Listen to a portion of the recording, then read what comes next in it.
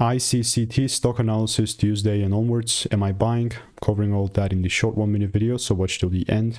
Looking at iCoreConnect, 654% up is absolutely crazy. Now this is like what I call like a short squeeze, and obviously it was not a part of it. Now I'm saying obviously like it happens every day.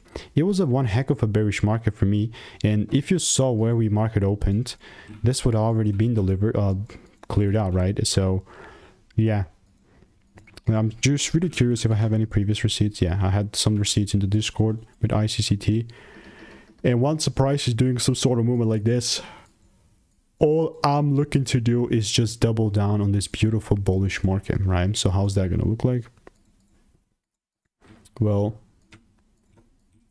it's this. I want to see the price pull down inside my demand or whatever here. We have two demands, but this is honestly like fair to use. And if on that confirmation, like if my rules are met and confirmation is met, then I'm going to pull the trigger. Just randomly buying is obviously not going to be the way. So let me know what is your opinion on ICCT. And if you want to make more money trading in a simple and lean way, click the first link in the description. It's free sauce.